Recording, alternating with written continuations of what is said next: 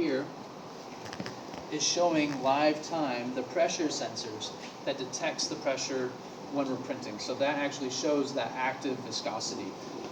So if we press down, we can see it, and then if I push or pull up, we can see the number goes to negative or positive if I push down. For me to be accurate in printing, and for everything to actually stick properly to the build plate, when I move this build plate all the way down against that basin, that dot should remain in the center. If that dot is not in the center, then that means my calibration is off, and I need to redo the zero position calibration. So let's test it. And so I'm going to go and zero it out one more time since I was messing with it, and I'm going to hold down on the down arrow. Calibrate the printer to make sure that it is going to work really well.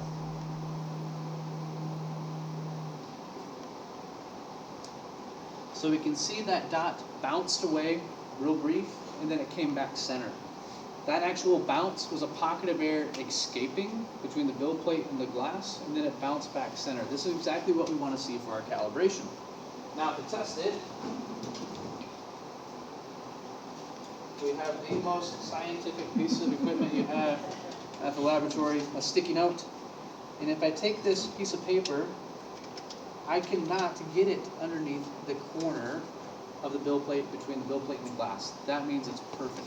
If I could slide a piece of paper freely underneath the build plate on one side versus the other, that means when I do my print job, I'm going to have stuff sticking to one side of the build plate and not the other. I will have failure on that side. It will not adhere. So even though it's just maybe a paper's width away, it is far enough that it's not enough exposure energy for that layer to create and properly adhere to the build plate itself. So we have confirmed that the calibration is good to go. We do want to do that once again, depending on how often you're printing. I recommend at least like every Monday when you go into the office, or 10 to 20 prints depending on your activity. From here, I'm going to go to control, vertical axes, and I'm going to home the build plate. And so now I'm going to grab a resin tank.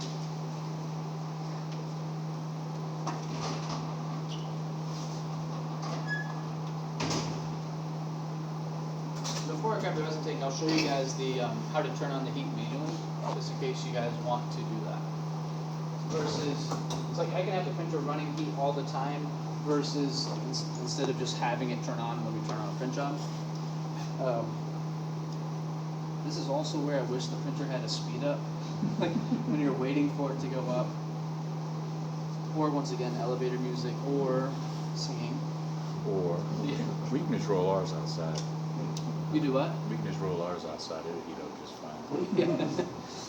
All right. So from here, if I wanted to go and turn on the heat, we're going to go to we're going to go to settings, and then there's actually a tab that says temperature. And so if I go to temperature, I can go ahead and put a set point in. So my set point right now is 30 degrees. So that's the minimum needed for this material to operate. And so if I turn it on, it's going to go and start heating the print chamber itself. Little tip, if you do have this turned on, it is pulling in air and blowing out up top. If you're pouring resin in the printer right now with it sucking in, depending on the viscosity, you're probably fine with the Lucitone.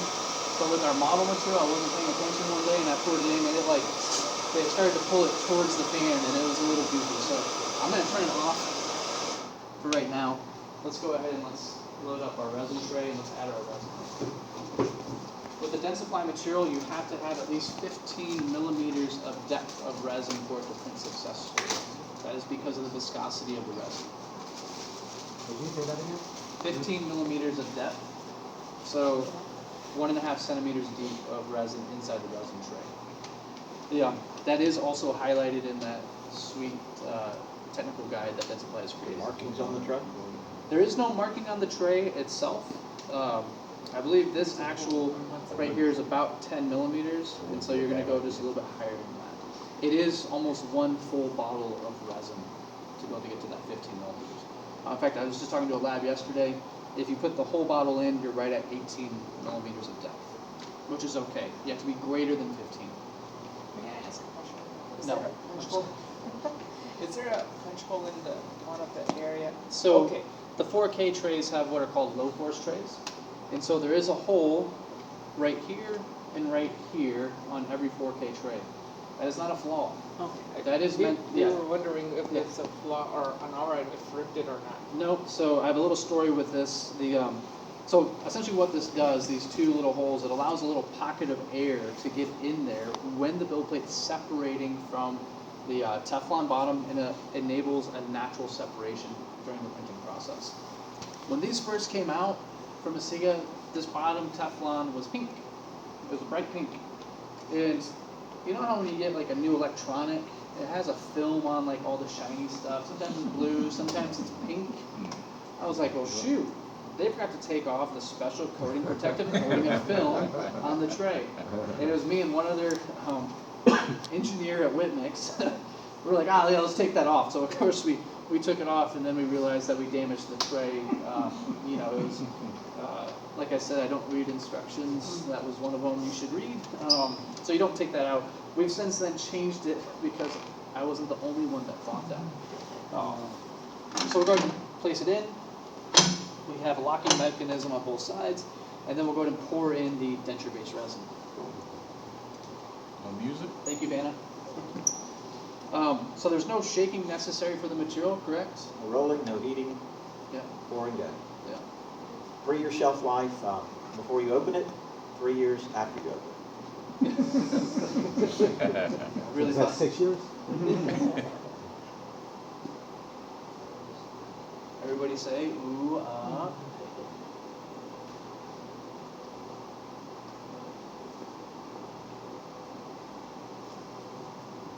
That's some thick stuff.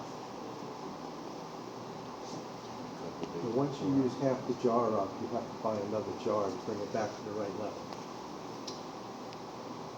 Yeah, most folks just leave it in the tray. We recommend filtering it about once a week to make sure there's nothing floating around in it. Well, that's not what I'm saying. You don't have to empty the tray completely, but yeah, if you fill it up, you should. Well, because you have to keep it at a certain height. So if it's one jar is the right height, you're adding a second jar pretty You said quickly. one jar is 18 and minimum is 15. So To start the job. yeah, so only after a few jobs I need to add. Yeah. Yeah. Yeah. Oh, Each denture, you're going to get about 47 arches out of a bottle. So it's not going to drop much if you're just printing, 1 or 2 dentures. I mean, we're fixing to print 12. 12. Yeah. And so that should take about half the bottle. So yeah, you would need to put more resin in right away. So you basically never use that. Well, I mean, so it depends on the machine. Yeah, no, I- And so, for example, like the Pro 4K, it's significantly larger resin tank. I'll show you the Max here in a minute that we're going to print the teeth on. The Max resin tank is a lot smaller, and so you'd be able to squeeze those pennies out. Now, with printing the Lucitone material, it is a high quality material. You're paying for what you get. It may not be a bad idea. Now I'm selling you on it. You should buy a Max extra just for that. Now, you could actually utilize the Max smaller tank for getting the residual out of a Pro 4K tray. All right.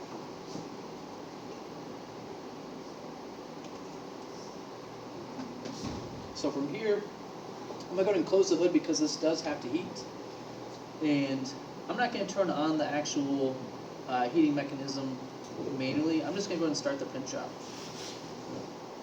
And so I'm going to go to print, I'm going to go to select build, I'm going to view my queue, and then from there I have the Lucitone digital print base profile that I started initially. From there, we get to tell the printer if we want it to shut down when done. If this was the last print job of the week, and I'm moving on to the weekend, I'm going to go ahead and tell it to shut down when it's done.